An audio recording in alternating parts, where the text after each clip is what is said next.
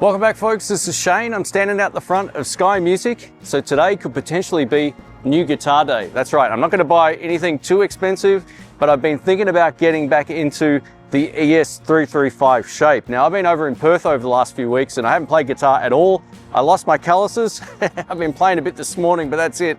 So yeah, we're going to see how we go with it all. But I want to show you a little bit about the process of when I test out a guitar in the shop, and also what it has to do in terms of ticking the box. Now, there's Gibson 335s, there's Tokai 335s, there's 335 style guitars from Eastman and all other brands, but I'm really interested in testing out an Epiphone again, because when I was at Southpaw Guitars recently in Texas, they had a whole bunch of really great Epiphones, and it dawned on me just how great they've become over the last few years, and I don't feel like I really need to go spend 4-5 times the amount of money on essentially the same type of thing. Now, you can argue in the comments section whether or not you agree with that or not, but I think Epiphones have come so far in the last few years, especially since the inspired by Gibson ones. They're quite beautiful, and I think this 335 could be potentially the one I've been looking for. Now, I've owned an Epiphone 335 before. It was a great guitar. I ended up upgrading to a Gibson, and the Gibson was a little bit on the lackluster side in terms of playability. It sounded okay, but it wasn't really, I wasn't capturing the same essence of the tones and feel and all that kind of stuff I got from my Epiphone. So I kind of moved over to Tokai, and now I thought what I'd do is maybe move back to Epiphone if this one sounds good, plays good, and it's at the right price. So hopefully, yeah, this is a bit of fun. Anyway, let's get in and check it out. If you're unfamiliar with Sky Music, I'll just give you the 10-second tour. They got plenty of guitars from all the popular brands. I've shot many a video in the store and also borrowed plenty of guitars to review back at home. So thanks to them for letting me do this video. All right, I'm in the amp room here at Sky Music and I've just set up. So I'll show you my rig. And one of the things I always recommend doing anytime you're thinking about buying a guitar, if you're a pedal player, is to bring your pedal board. It's essential. So I've got my pedal board down here. Same old stuff I've been using for ages. Royal Flush Dual Overdrive, the Shelly Pony Boy, the Vibler, which is like a modulation pedal, and my Chile delay on this side. Now, the amp of choice, I didn't bring an amp in. I'm going to be using this. This is a Fender Deluxe Reverb amp. It's the 68. I used to own one of these, so I'm very familiar with them. Here's the guitar, the Epiphone ES-335. It looks really beautiful. So yeah, no problems aesthetically. The finish looks great. Get nice chrome pickup covers here as well by the looks of it. And one of the things I've got to get used to is these pots rolled the correct way for a lefty. So forwards as opposed to the Gibson backwards. I've got to get used to that. All right, let's make a little bit of noise. I've got the volume on the amp on 4, the treble on 6, the bass on 4, and a little bit of reverb. And this is how it sounds on neck pickup.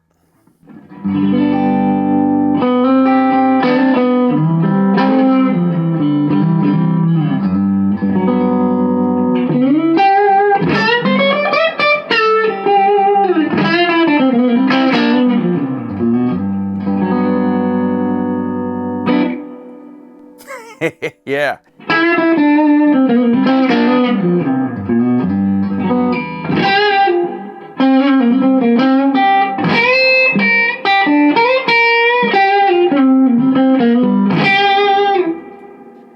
That's beautiful. Over to both pickups with the neck down just a hair.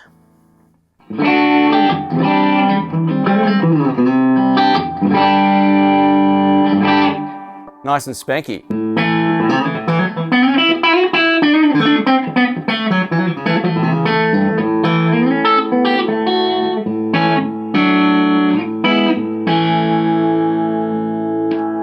And bridge.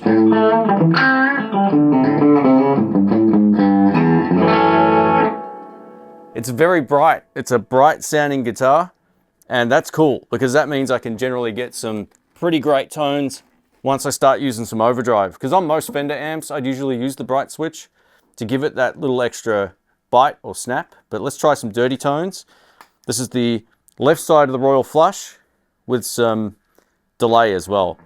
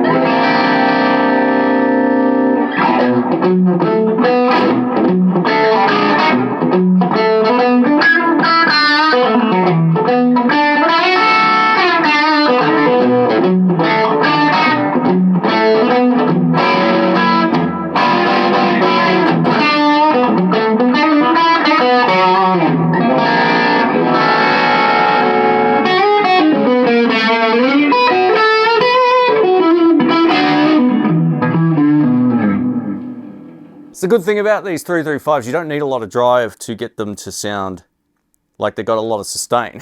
It's pretty cool. And this is with the other side of the Royal Flush on. I'm just going to bring the gain back a bit and use it more as a clean boost. Let's have a listen to this. I got to get used to the volumes going the other way on this.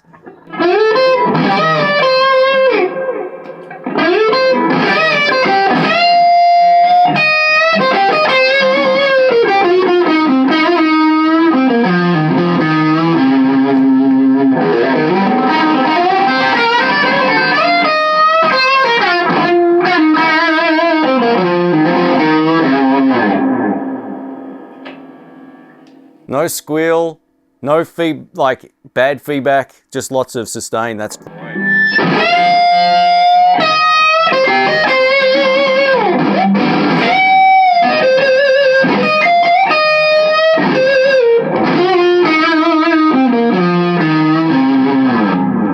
Now for neck pickup to sound that bitey is perfect. That's exactly what I look for in a 335. Now I'm going to use the Shelly Pony Boy, which is like a clon going into the left side of the Royal Flush. This is bridge pickup.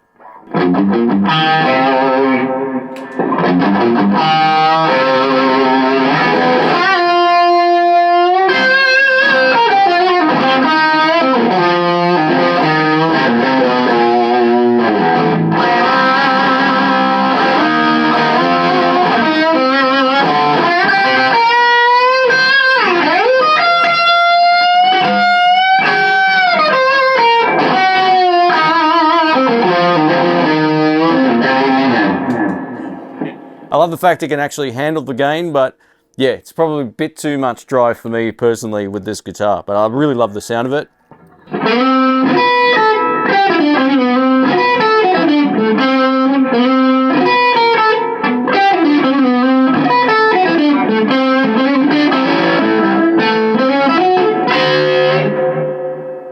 Volume down.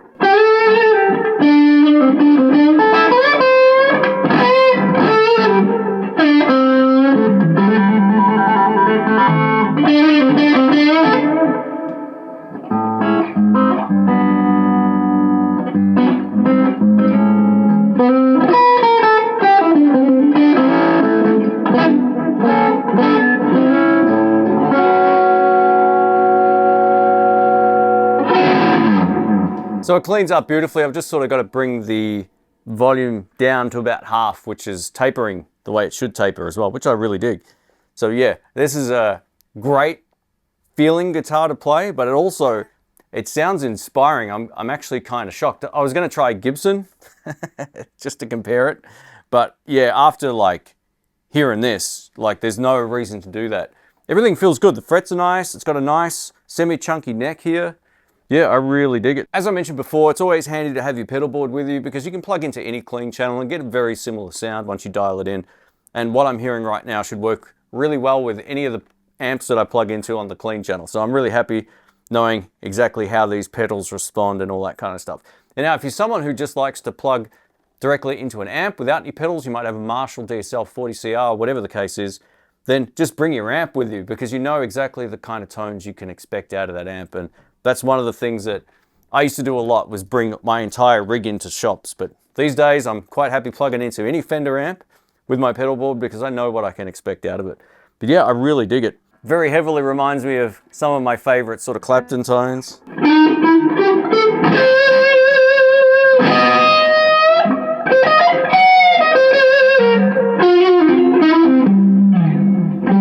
Yeah, man, what a tone. This is an absolute no-brainer. It's coming home.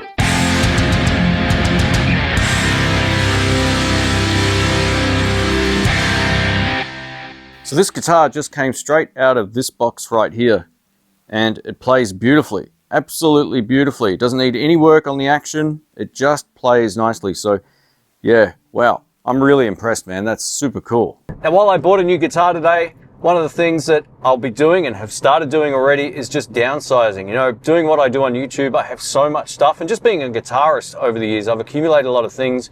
I've never tried to let the stuff mentality dictate the love of playing, but over the last 12 months, it's been more or too heavily focused for me doing what I do on the gear over the playing. And in the last quarter of 2026, I worked on a lot of new stuff, a lot of new ideas, and just some new phrasing and concepts that really felt refreshing and rewarding. And again, while this guitar is now in the collection, it's something that I plan on playing, loving, and enjoying, and that's what it's all about. And I'm rusty as, man. I haven't played for a few weeks, and you know, my fingers were getting sore. I lost all my calluses swimming in the sea. So yeah, it's one of those things where I need to start hitting the woodshed. Anyway, thanks so much, guys. If you've got an Epiphone ES-335 or a Les Paul or a SG or an inspired by Gibson Epiphone or whatever you've got, let us know in the comment section. I'm really impressed with this guitar. It's better than the second one I had by a mile. The finish and headstock look a lot better than the weird sort of cutout ones that they used to make. And it's easily as good as that original Epiphone that I had, or at least it feels like that right now. The color looks a little bit different, but yeah, I'm pumped. I can't wait to start the process of, you know, woodshedding and getting back into the groove when it comes to playing and just sharing a bit of the other side of the actual side of music with you guys as well. Anyway, take care. All the best. Thank you. I hope you're having a great 2026, and I will catch you on the next one. See ya.